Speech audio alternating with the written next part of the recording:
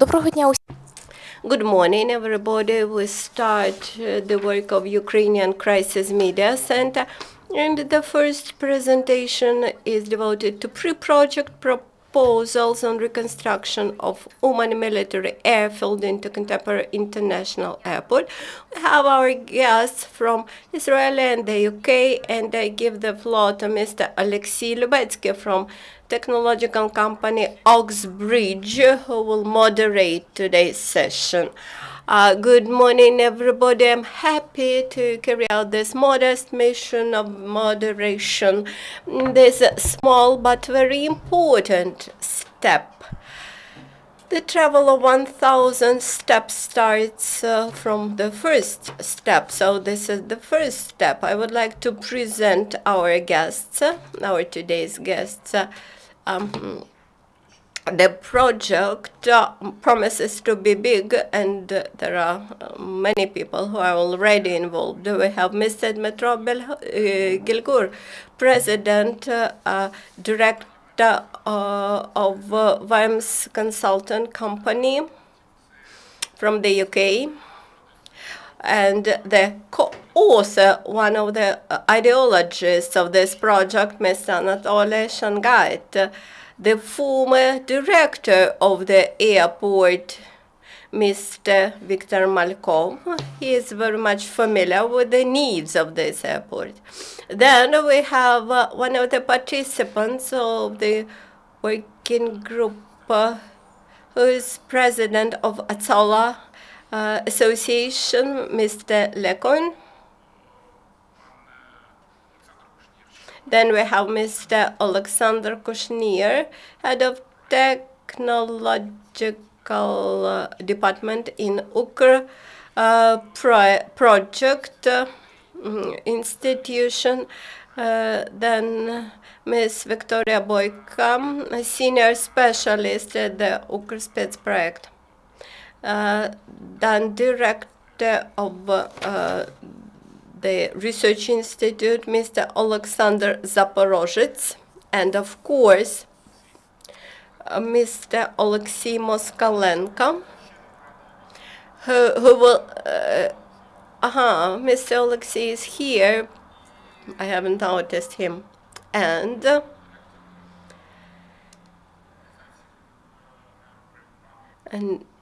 Mr. Kyryl Novikov, Director, Aerodrome project organization.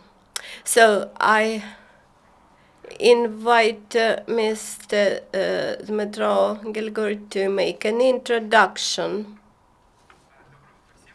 Good morning, Alexei. Thank you very much. I believe that at the end of this press conference, we'll be happy with this first step out of 1,000 steps. Thank you all the experts who had joined us. I'm Dmitriy Gilgur. I'm president of Vimes company. We have been working in the markets of Ukraine and the UK for last 5 years now, and we advise the companies on expert and investment issues. We provide our services for those companies which are connected with the UK markets, and we also deliver services to those companies from the UK and Europe which are interested to enter Ukraine. During this period of our work, we implemented the projects in several areas like furniture, cosmetics, metal production. One of the latest projects was in the IT area. We are also one of the organizers of Ukrainian-British technologies platform, and on October 19th we will have a big event in this area in the UK. I invite you to join. So my main message is that Ukraine is our market, and our offices, rep offices, are registered both in the UK and in Kyiv. We understand the challenges which exist in Ukraine. At the same time, we see the opportunities for those projects which we introduce to our clients. So one of the projects which attracted our attention was transformation or reconstruction of Uman military airfield into contemporary international airport. Probably you know that Uman is a location, big tourist destination which attracts up to 500,000 tourists annually, and there are two major tourist objects there. This is famous Sofivka Park and the Rabbi grave, which is a sacred place for Jews. So when Mr. Anatoliy Shengait approached to us and offered to participate in the project, we felt that we are interested. We decided to become coordinator of the project, and we commissioned the technical and techno-economic study of the project. So today we present it. Then the next remark, all the projects related to tourism, they cannot exist in vacuum. When we speak about the airfield, we should keep in mind that it should entail the neighboring aspects. It brings in the infrastructure, hospitality infrastructure, like hotels for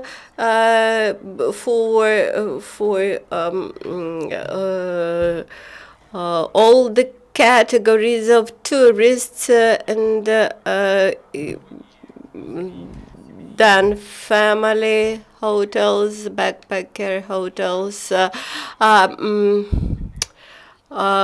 and also the auxiliary, so to say, objects are needed, tourist objects are needed. So there are two anchor tourist attractions, so we need to think or to develop the additional, the auxiliary anchor, and this auxiliary anchor could be seen in an entertainment park.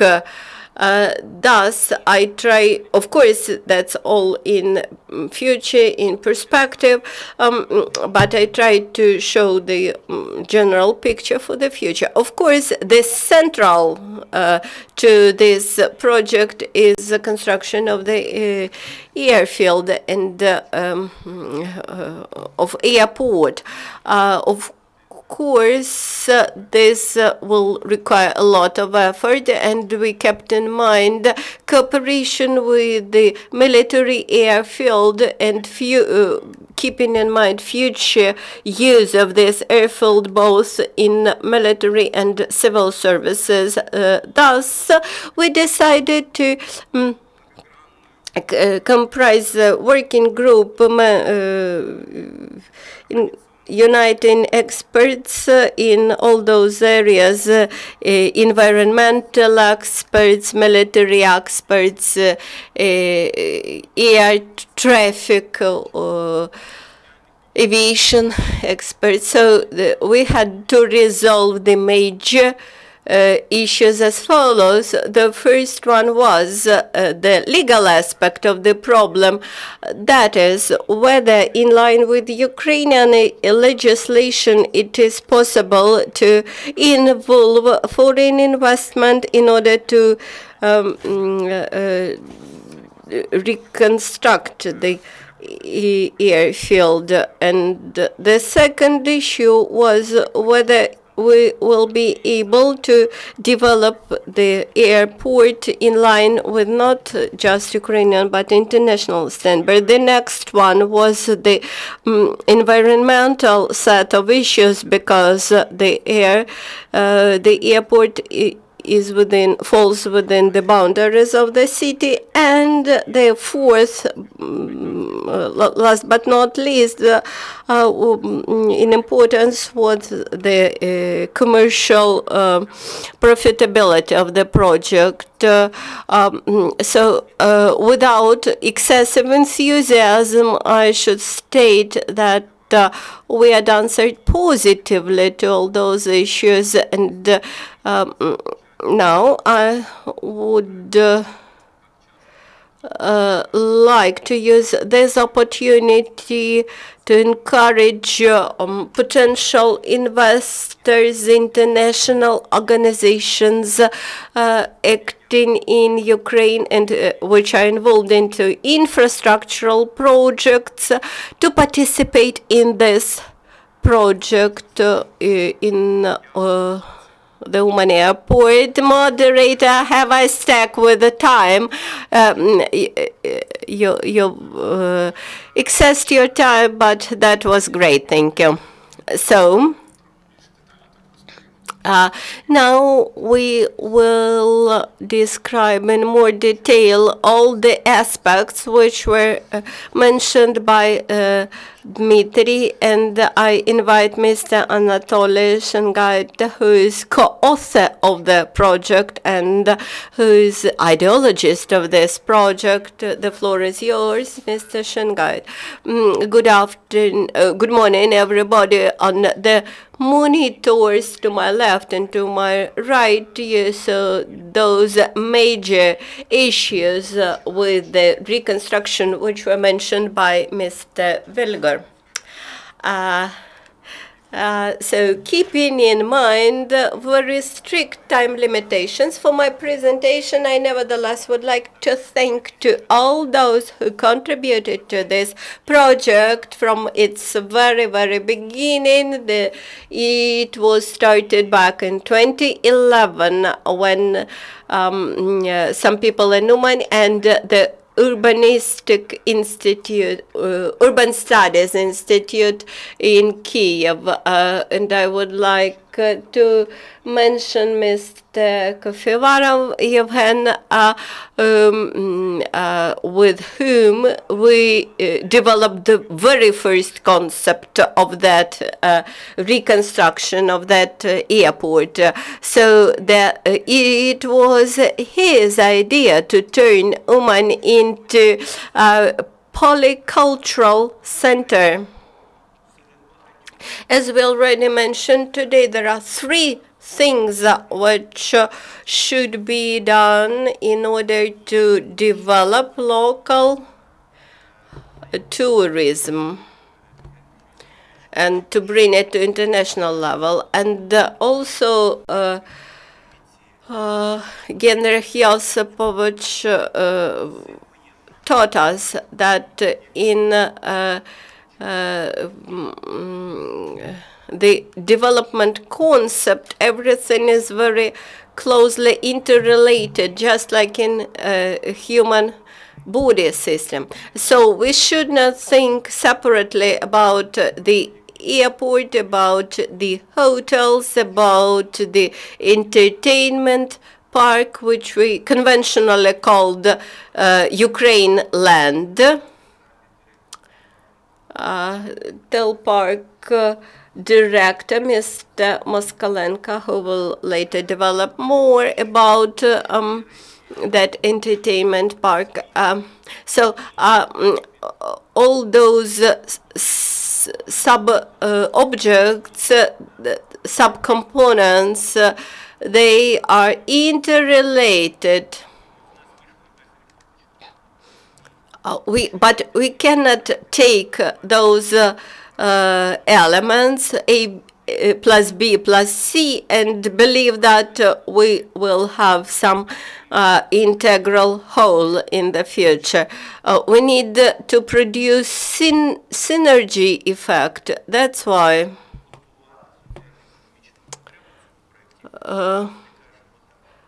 when we speak about social and economic meaning of the project, we always start with the explanation that we do not build up an airport in the field.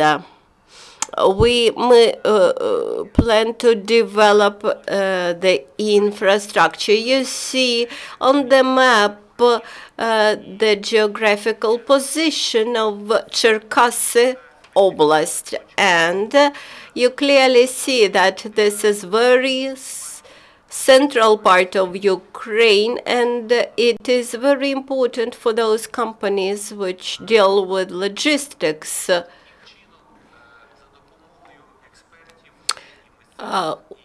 So experts, both Kiev experts and local Uman experts, they allowed us to make assumptions about tourist flows to Uman, how it can change in result of successful and simultaneous parallel implementation of all those elements which I mentioned. We had developed 3 scenarios, the gray one, the moderate one, and the optimistic one. And here the fluctuation might be between 1.5 up to 2.0 coefficient growth. This Uman is a city which whose residents amount to 100,000 people, receives up to 500,000 of tourists a year. We need to understand what attracts tourists there. For example, Sofievka Park. This is a pearl of international dendra architecture, and that's which makes it almost impossible for modern reproduction, for today's reproduction. So this is a strong tourist anchor, and we have all the possibilities to increase considerably, exponentially, this tourist flow. Then we continued our analysis and came to a conclusion that even with 1.5 times growth, 1.5 time growth of tourists per year, very soon we will have 138,000 of passengers arriving to Uman per year. Later, my colleague Rabbi Hillel will add about this aspect about pilgrims, Jewish pilgrims arriving to Uman. But with these huge flows, tourists,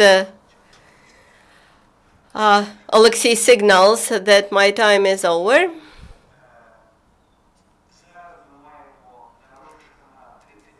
So Rosh Hashanah is a big holiday which attracts a lot of Jews. By the way, this year it will be celebrated this week. So the figures of people arriving fluctuate between 35,000, while this year we might expect to have 100,000. And even if half of those tourists or pilgrims will arrive via Odessa or Kiev airports, but let's assume that even some part of those tourists would arrive via Uman airport. Even under this condition, in some years, we will have 150,000 tourists arriving to the Uman airport. This chart shows the situation with the aviation sector in Ukraine. I won't speak much about this, but you clearly see that for some period of time there was a sharp drop in air transportation, but we believe that very soon the recovery will start. Mr. Malkov, I hope, will describe more about air transportations. Now, the lion's share of passengers falls on Borispol, and we need to have a reserve airport, and Uman can become such an airport. I have one more slide showing transport infrastructure in Cherkasy Oblast. I would like to ask you to remain it here on the screen, and with this I would like to give the floor to other people. Thank you, Mr. Anatoly. Thank you for your suggestion to share the load between several airports in Ukraine, and I am pleased to give the floor to Mr. Malkov, the former director of Uman Airport, and please stack with time frames. I will start with the fact that the aerodrome in Uman is placed in 2.5 kilometers from the Uman city, and this is at the plain, and this is CAM area, the altitude 248 meters. That's why we won't be flooded anyway. And there are many facilities at the territory of airport. The main element of the structure of any aerodrome is runway. And this is artificial runway, 2,500 meters, and also there is another non-artificial runway, and also we have taxiways, connecting taxiways, and high-speed taxiways, more than 3,000 meters, and also we have we have parking lots, we have aprons, and also the official year of introduction into use. 1967, this aerodrome was used by Chernihiv Military College, and starting 1985, the civil aviation sector started to use this aerodrome, and we made flights 410 airplanes. We flew to Mykolaiv, Cherkasy, Kharkiv, Dnipropetrovsk, Donetsk, and in 1996 there was pilgrimage of Hasids to Uman, and we started to make flights by Yak 40, Yak 42, and 134. We made flights to Borispol, Dnipropetrovsk, and also we flew to Odessa, Kiev. Then it was easier for pilgrims to come to Uman, so they had a lot of baggage with them, a lot more than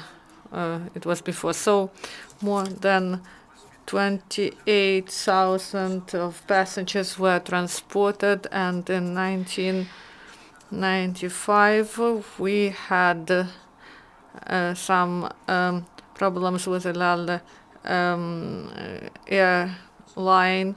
There was some competition, and Aerosvit company was formed, and also it was a decision made to open the border in Uman, and we organized together with Aerosvit direct flights. We said that this is really possible, and direct flights can be made directly from Tel Aviv to Uman. So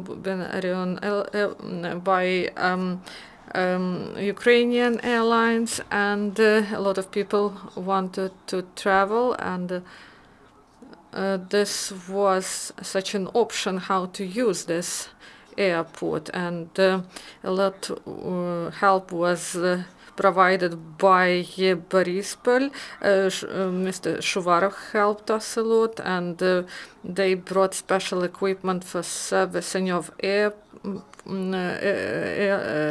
airplanes, and border guards, they also helped us, and they carried out procedures for 2.5 hours, and I made the first flight with Lewandowski, and the impressions of the pilgrims when they traveled directly from Tel Aviv to Uman, they made a celebration, they kissed land and prayed, so it was really incredible. And no one wanted to travel by air company to go to Odessa or to other cities. So we brought 5,000 people, and also starting 1990 to 1995, we made these flights, and these were sporadic flights in the period of Russian New Year holiday, and there was we had helicopters, M8 and K, and so the pilgrims came not only to Uman, but they also visited other cities. The flights were made Uman, Bratslav, Mezhechev, Berdichev, Ledniki, and Vinnytsia, and also we had several flights, and in the future we envisage to create small aviation and the use of helicopters to improve conditions of transportation domestically. So this is really interesting, especially bringing people to Medjugorje and other places. What I said that we have such facilities at Aerodrome, but I would like to say that we have an expert group, technical issues we discussed with our project and the National University experts, and we calculated pre-project expenses, and to reconstruct runway to improve its sustainability, building of terminal for 250 passengers an hour, so, and to broaden aprons and all the structure of the port of activity, and also we need to register and certify according to current legislation all the elements of Aerodrome, and to bring to first ICAO category. And so we are running out of time, and we have colleagues who also want to respond. So thank you very much. It was really interesting to hear those figures. Now, Oleksandr Kushnir, I know that you have 8 main options for the development of the airport, and we know that you can tell us only about 3 of them. And dear colleagues, please, Alexander, you are given the floor. First of all, I would like to greet everyone who are here, and I would like to thank for the opportunity to join this work. And now about the aerodrome of this project. As it was said, the aerodrome, all the decisions concerning this aerodrome were made concerning including military infrastructure. The main topic is safety of flights and safety of passengers. And this was implemented in the project. The main task was to identify the capabilities of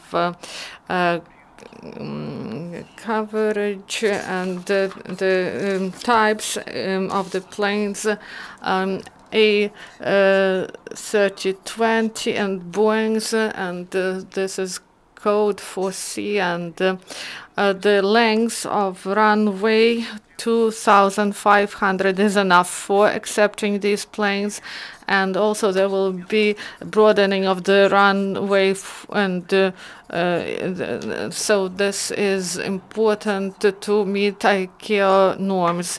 Also about taxiways, we will make broadening 18 and 7.5 at the threshold. So this is the ICAO requirements to do this. An apron, the geometry was calculated for 6 airplanes, and so Boeing 737 and A320. So also to business aviation, that also was included in the project solutions. And also the apron and terminal building, and security of safety of flights, geometry of coverage, and the provision of landing means such as lighting equipment and radio equipment for landing. Lighting equipment, impulse lights of high intensity, first category, ICAO category. Radio equipment is presented like it is shown here by systems of KRM, and also equipment that is needed to provide information to pilots that are in the region of the aerodrome, and also fire security in emergency situations. And also we envisaged to construct a search and rescue station to bring cars up to 3 minutes. And also we identified the concept, and there were 3 options. One of the options was to build all the facilities in the northern and western part. Here is the slide. Next one. In the northern western part of the aerodrome. This is not the slide, but the disadvantage was that it is too far from the entrance to the airport, and also they had the fuel storage facility, and in case of emergency that would block evacuation of the passengers. That's why this option was rejected. Second option, the second concept was in central part, but we decided on the third option that envisages the most optimal use of land and the location of existing communications and concerning preliminary assessment. So this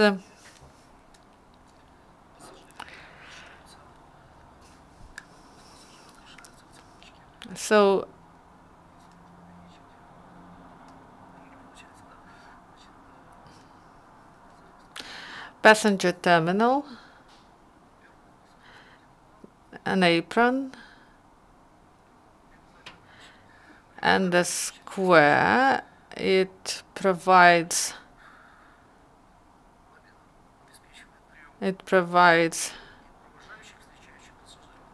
a place for passengers, those who meet them, and also there are parking lots there. Moreover, also we bring fuel and oil facility at a proper distance, and we will be able to develop airport further. And about small aviation, I would like to say that in prospects we can broaden the facility and have hangars for business aviation, and VIP terminal is envisaged. And also in prospect we will provide for the work of transport aviation, and we will create a freight terminal with logistics center, and also security is provided, 5 meters of fences with the proper means and a proper road to this facility. Okay, thank you. You're almost stuck with allocated time. Thank you for technical details. I think that my private jet will comply with the airport parameters, airfield parameters. I'm pleased to give the floor to Ms. Victoria Boyka, who very briefly will provide some economic background for this project and will describe some commercial assessments or estimates. What are the most interesting commercial details behind the project? Thank you.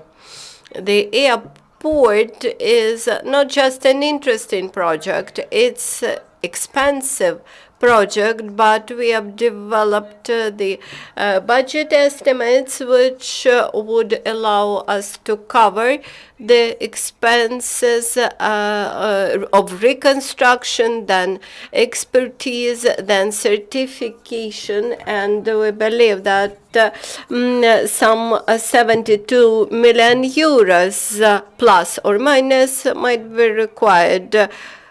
Maybe if the scenario of construction will be more favorable, the figure might shrink. We based our estimates on the assessments of the future operation of an airport, like passenger flow,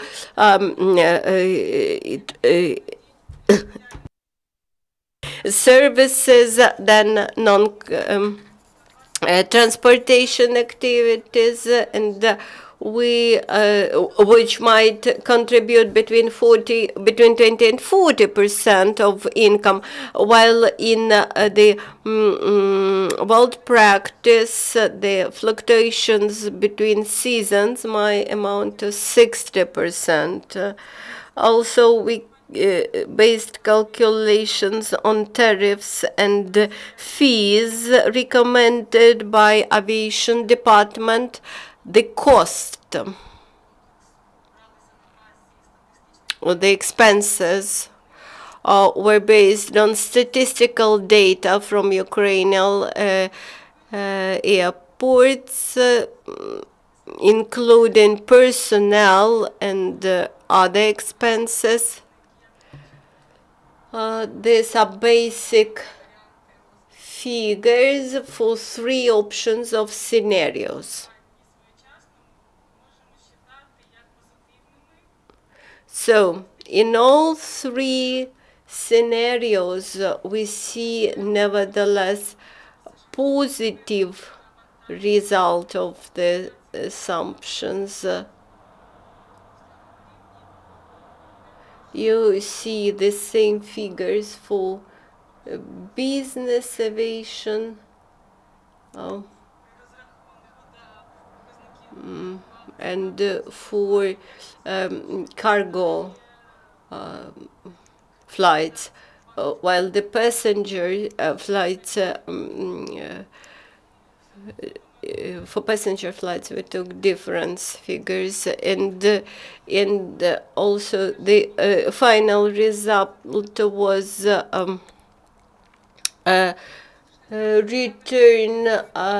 return period will be between 17 and 13 years, and the internal rate of return might be between 6.65 and 10.9. In case of cooperation between investor and the state, the best success could be achievement.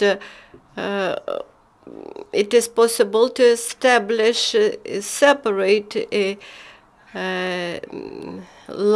airline in Uman, which will operate, for example, helicopters and organize helicopter tours around Sofievka. Thank you, Victoria. In order to release the audience from that figures and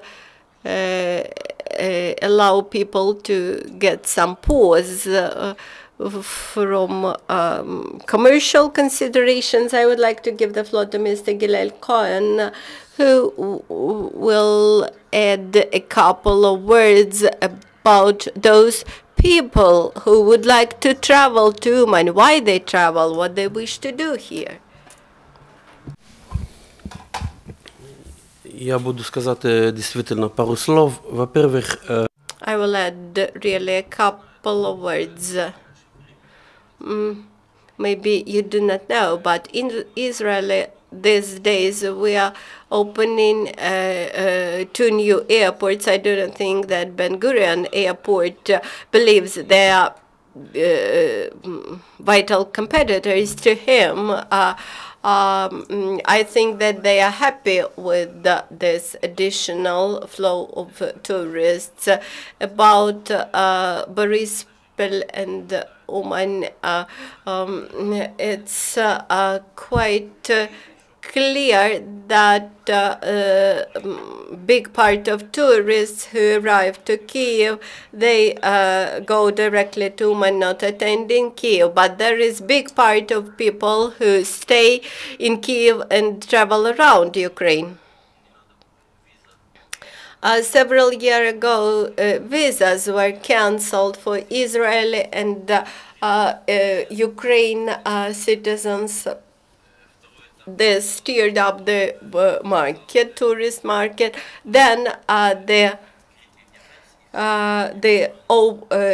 open air was signed up in Israel by our Minister of Transport, and the prices dropped down considerably for air transportation, and now you can enter Israel, you can fly to Israel for $80.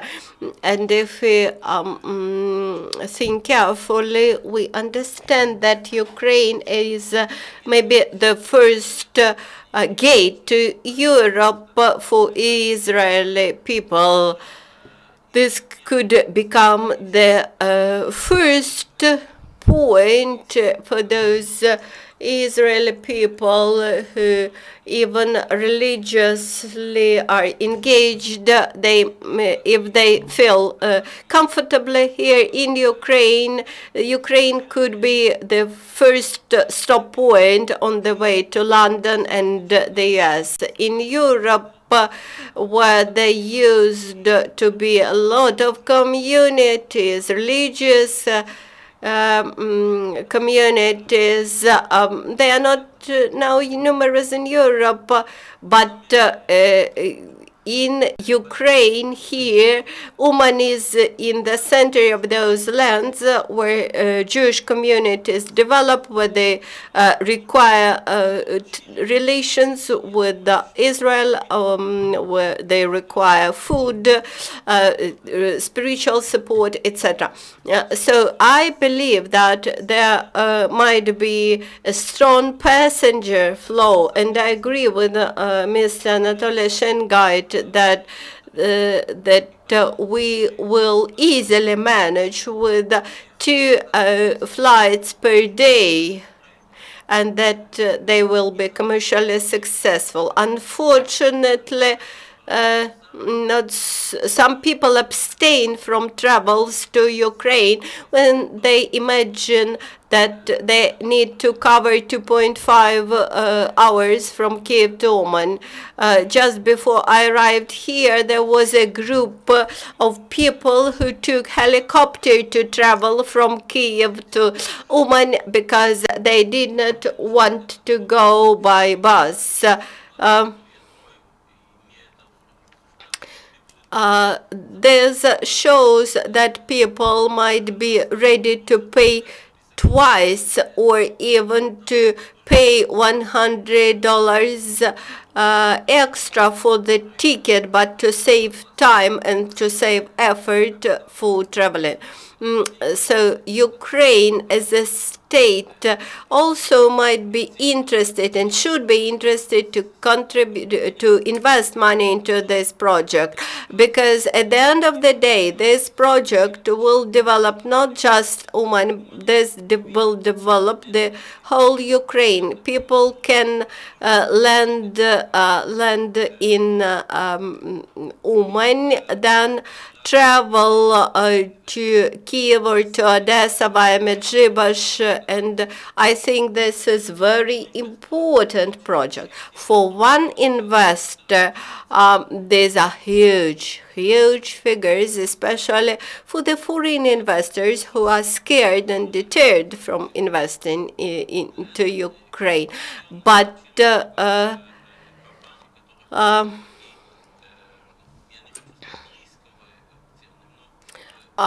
for some companies who who risky projects, risky organize risk auctions, and we have such a company present here who is ready to sell this project to foreign investors. We are very happy to see this map showing Uman as the center of Ukraine. Thank you, Hillel. It was very interesting to hear you. So I've got confirmation from you that the visa-free regime is the key. The second is that Kiev is the first stop point on the way to Europe, and the third that there is now good road to Uman. So from tourist point of view, everything is clear. But sometimes around such project there is a lot of controversy related to the environmental issues, and the environmental issues are able to undermine the whole project. With this, I would like to give the floor to an expert in in environment.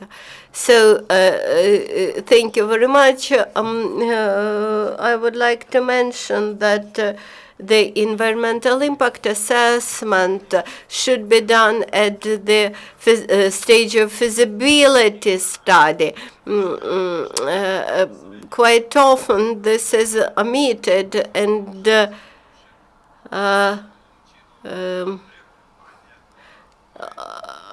all the regulations should be done in advance before construction of the project.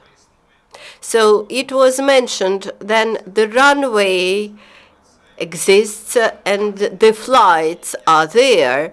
Mainly these are military flights. During the last 20 years, there were some civil even flights. So for population, for people residing around the airport, this won't be a surprise. They know about the aviation noise. They know, they distinguish between airplane sound, and we should keep in mind this fact. The issues related to airports, environmental issues are as follows. You see them on the slide, and international aviation practice keeps in mind all these factors, not just aviation noise, but all the other aspects. But of course, aviation noise will be number one problem. In Ukraine, we have the air code, and it also sets some regulations about environmental requirements. These are major 4 requirements as to major negative impacts. This is aviation noise, emissions of contaminating materials, electromagnetic, and something else. So we should keep in mind that environmental factors are interrelated. We have to decrease noises, but not only noises because of aircrafts. In order to do this, we can carry out a set of measures inside the airport, around Airfield, and in the city also. At this stage of feasibility study, we suggested to carry out screening ways of study in order to reveal the environmental problems. The method of equivalent surfaces, and we used it to study the aviation noise issue in Uman airport, in case it will be redeveloped for civil transportation. This method allowed us to assess the square and all the parameters, setting the limits for the space of airport, and also possible measures to tackle with excessive noise. For our assumptions, we used B737 for B737 aircraft, which is basic for Israeli airlines and for many Ukrainian companies. Of course, it has better noise properties than the old Soviet lines, Tupolev, Antonov, Yakovlev, which are more loud, so to say, than B737. But we should keep in mind that quite soon the international aviation would accept new aviation noise standard, and this will be the obligatory requirement for all the aircraft. We also assessed the project against 3 scenarios. Keeping in mind the infrastructure and future infrastructure, and we assessed 3 scenarios of passenger flows, and we assessed the intensity of flights both at day and night. We assessed the possibility that the airport could be operational at night between 11 p.m. and 8 m. in line with Ukrainian standards. And so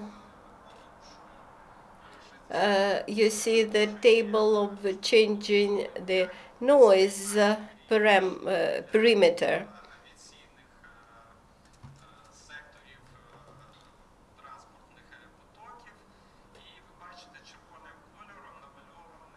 And red border, red line,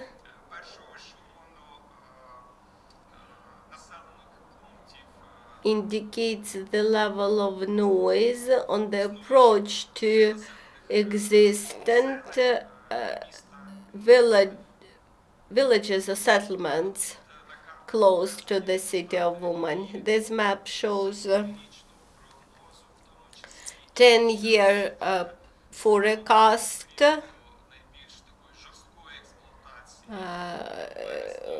in terms of strong aviation noise in the period, in the most intensive period of Rosh Hashanah. We also took into consideration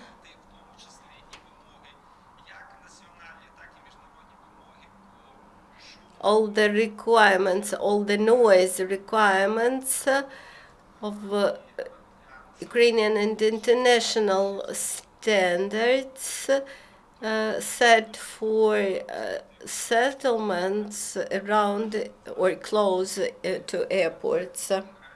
So we believe that the noise level complies with those standards. So these were major conclusions which could be used in further environmental impact assessment. This is our recommendation about what should be very carefully taken into account, what measures could be advised in the process of reconstruction, and etc. So that's it from our point of view. In case, from the very beginning, the environmental assessment, monitoring and noise protection system would be introduced, then there won't be any contradiction or controversy between the airport and the cultural use of the city of Uman. Thank you, Oleksandr. It is very interesting what you mentioned, and I hope that people were calmed down look at Juliana Airport, which are very close to Kiev. So the flights come and the cars come in a lot, where the aircrafts arrive almost to the hotels. Again, it's possible. Now, I would like to hear analysis from the lawyers. What are the main issues or main obstacles in Ukrainian legislation? With this, I give the floor to Dmytro Seramaha. Thank you. So a lot of legal information, and it is difficult to cover all the scope of this information. I won't go into detail, but I would like to briefly tell you about this. First, I would like to say that the practical realization of the project, we know that we have parties of this. This is government, community, and investor, and we should take into account the main factors. First, the implementation of such projects in Ukraine. There are not a lot of such projects. Also, the participation of the parties, the risks of investments, and successful implementation depends, first of all, on the support of the state. And this can be political and non-legal reasons that can intervene in the process of implementation of the project, even if investor will meet all the requirements. And also the entities that, such as local government, they may stop the realization of the project. These are law enforcement bodies that can stop the implementation, but the position of investor can be better because foreign investors, they can use foreign law to defend their rights, and both at international level and in other international jurisdictions. And the choice of the system will depend on Ukraine. And we analyzed the legislation, and it shows that the implementation of the project can become possible if we create joint venture for equipment of the airport, and to provide some part to private hands and in private and public partnership in order to implement this project. Also, the creation of joint venture, this Ukraine and investor will operate this airport, and this will be the best form of management. And the state should introduce the assets, and investors should provide money in order to create this airport, and also to provide part of the airport to long-term lease, or to we cannot privatize military airports, aerodrome bases, and we cannot privatize runways and lighting for landing. And to create the airport, the state can provide a land plot and real estate through local councils. This is Uman City Council. This can be provided to long-term lease, and the state will remain the owner of the airport, and there should be proper infrastructure of common use, especially runways and other infrastructure, and this should be regulated in a contract on joint activity. And also state and public and private partnership should be established to implement the project. The implementation implementation is envisaged by legislation of Ukraine on public and private partnership, and it is in coordination with the use of this legislation that is provided by Article 4 of this law. And also the terms of the implementation, it is stated in our legislation starting 5 to 50 years, and this project meet this requirement. This is 20 years that was stated by our technical experts. And also, if we take into account all these factors and that this military aerodrome,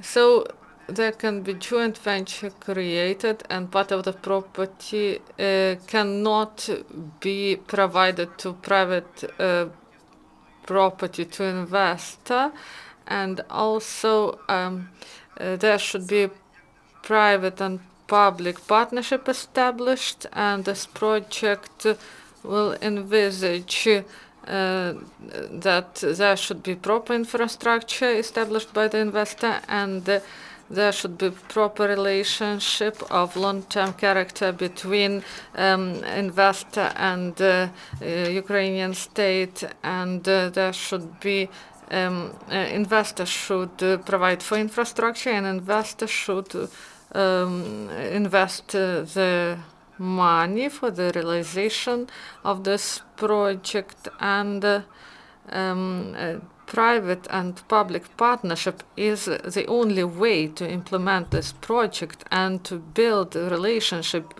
between the parties involved. And the legislative base that you can see on the slide only strengthens this, that this legal framework is stated in Ukraine, but the practice remains weak and sporadic. And Article 4 on private and public partnership envisages the use of this, and it is stated that construction and use of runways at aerodromes and infrastructure and facilities of public and private partnership, they can be modernized and that are these facilities that are in public or communal ownership.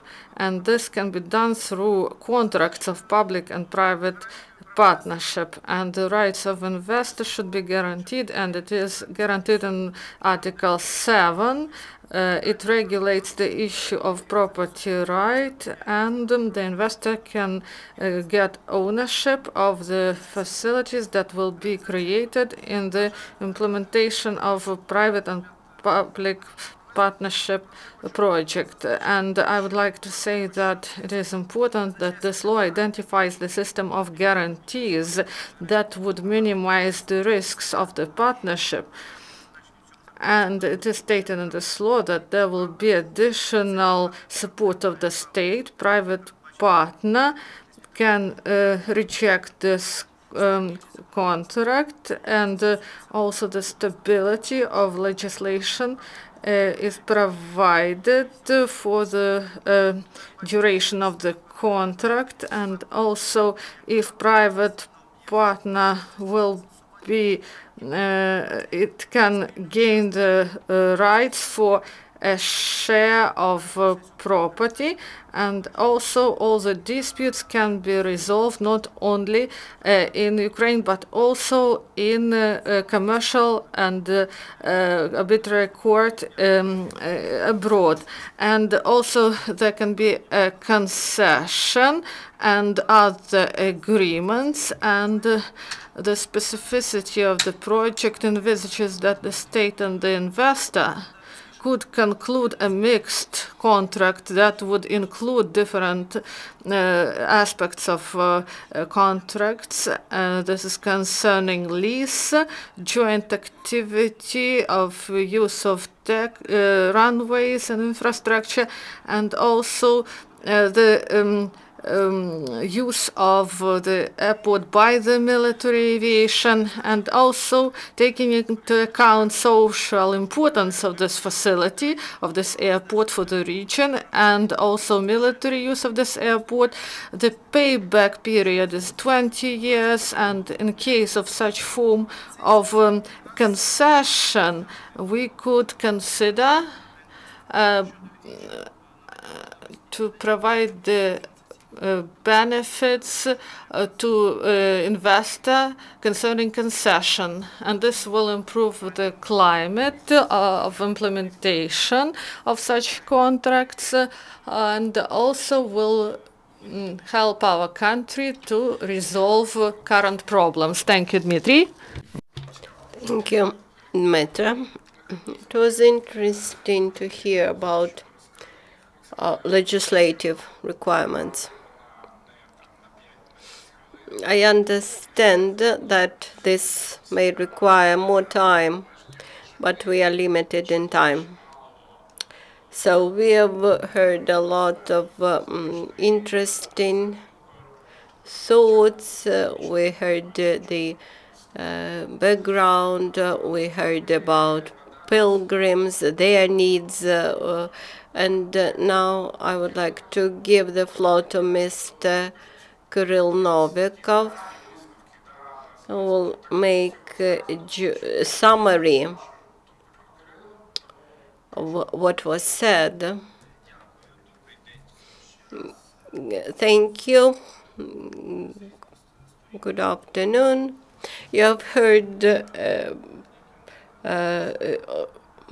about many aspects of the reconstruction of Uman airport, which may turn it into the most modern airport of Ukraine.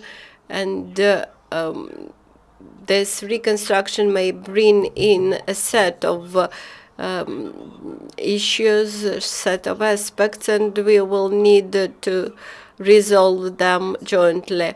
And Mr. Cohen mentioned that Ukraine had to invest into this project in order to resolve the problems, and unfortunately, in the past, huge projects resulted in scattering of resources. Mr. Anatoly mentioned about the beginning of Hasidic pilgrimages to Ukraine, but that practice was in mid-1990s, when the civil transportation almost was closed in the airport. So today we need to revive this. And about the concession, my remark about concession, the law on concessions from 1999, it is almost inactive today. Now the Ministry of Economy had developed new law on the concessions, including the infrastructure concessions, and the future law will set rules for private-public partnerships.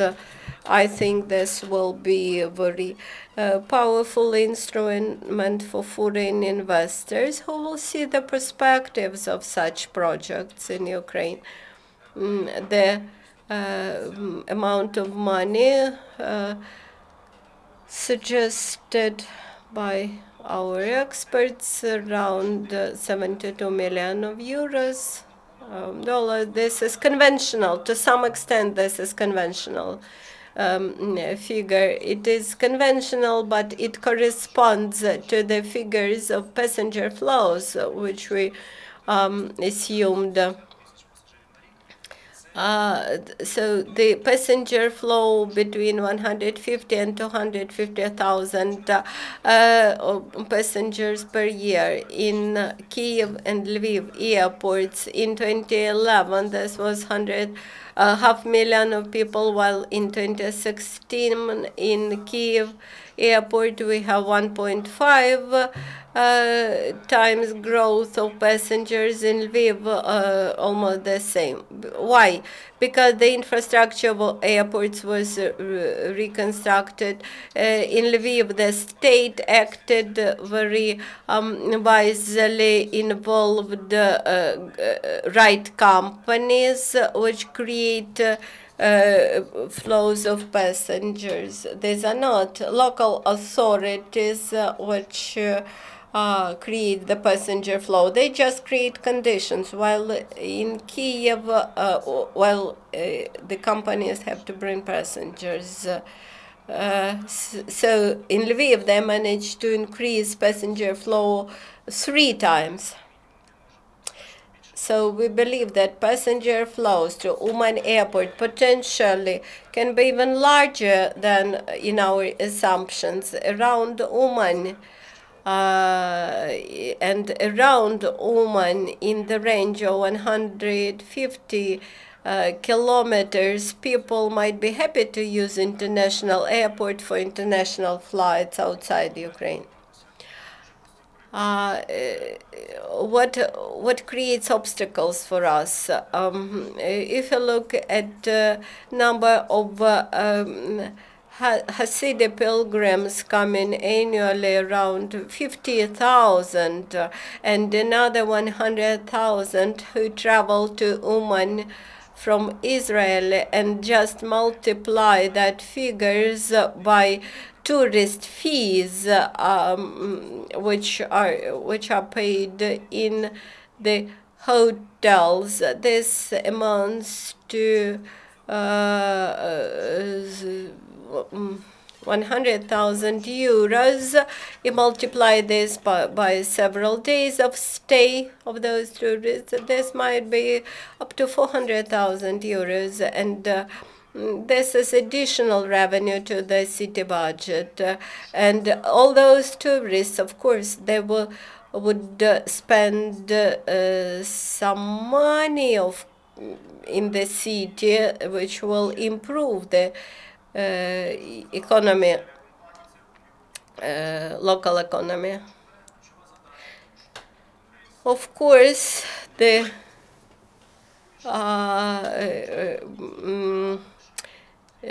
number of flights is the key for success of this airport. Only one flight from Lviv to Uman won't resolve the problem of profitability.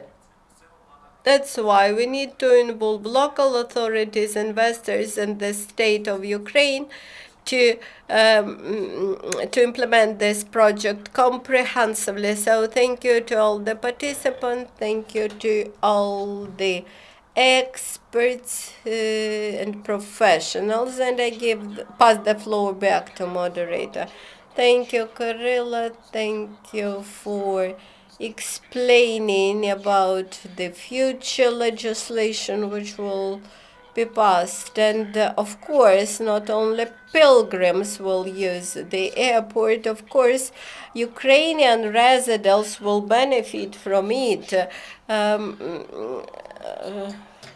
And at the very end, I would like to give the floor to Mr. Anatoly, who would add a couple of words on behalf of the ideologist of this project, and then we will pass to Q&A sessions. One of the most prominent rabbi of our days once said that everything was said here, but not everybody had done what was said. So I would like to thank to Alexei Moskalenko and Italpark company, which contributed to development of one of our projects, the entertainment park. Then I would like to thank to the former chief architect of Uman, who developed the concept. Then we have Ms. Irina Borisovna Klimova, who developed our logo, this bird. So the group that you hear today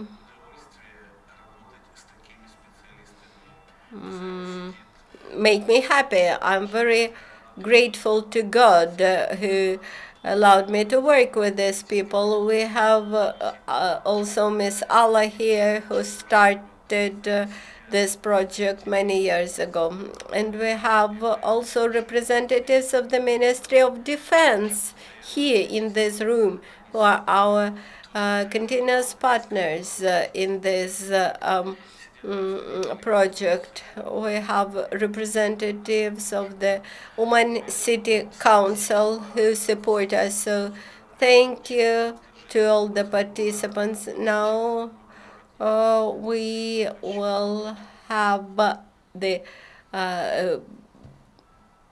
important moment. I'm handing the result of our work to the customer who commissioned this project. Thank you, Anatoly, for your words. I'd like to give the floor to Dmitry. I think you have heard enough today. That was a huge work carried out already. We wish it to enter the next phase. So we have stuck with our time. If there are any questions, I encourage you to ask questions. We have time for 2-3 questions. Andriy Demchuk, Chief of the Investment and Women Department from the Ministry of Economy. It was mentioned that the project is going to be private-public partnership.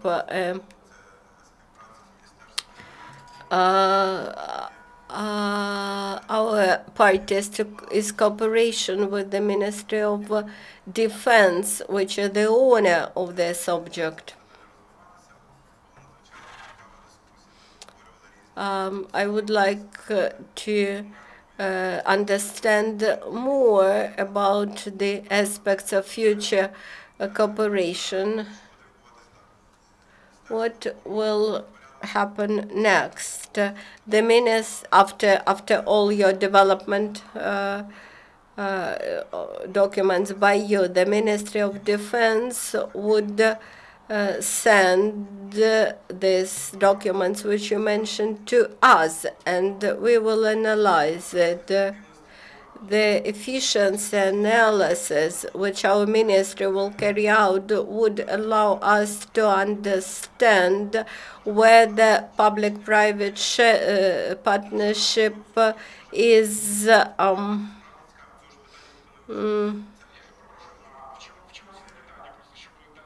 So what is your question? It's not a question, it's a recommendation. Try to move quickly and submit the project to our scrutiny, and we will analyze whether it is beneficial for the state or not. Thank you, Andriy. We have been cooperating with the investments department in the ministry for almost a year, specifically with Ms. Novikov. They instructed us what to do. Any further questions? Any comments? Any wishes? Would you like to ask the schedule of flights? Alexei? We have representatives from the Ministry of Defense and representatives of the city. Good afternoon. I am Serhiy Yaremchuk from Uman City Council. I should confess all the questions evaporated in course of this discussion. I have only one wish. We wish you to work insistently in this direction, and as representatives of local community, we would be happy if you succeed. Thank you for your wish. I support my colleague. I represent Public Council under Uman City Council. We wish this project to be implemented. We believe the serious infrastructure project might improve our situation and will be a first step in development of Ukrainian tourist places. We have a lot of opportunities and a lot to offer to foreign tourists.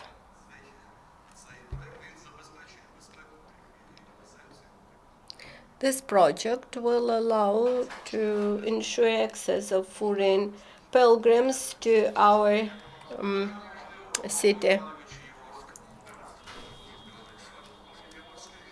Colonel Yavorsky, Military Air Force Command of Ukraine. As of today, Uman Airfield is active military airfield, and it is under operation of the Ministry of Defense. In order to make it civil, airfield, a set of measures has to be carried out. All those steps are known to the Ministry of Defense, Ministry of Economy, so I believe that the leadership of the state will make necessary decision, and then we will move forward in right direction. Well, thank you very much. Thank you for all your wishes, recommendations, and I thank to all the participants. Thank you for your contribution to this big project. Of course, the airport won't start to function tomorrow or even the day after tomorrow, but let us continue with our effort, and I wish to all the contributors to the project be insistent in implementation of the project. Thank you to all the participants.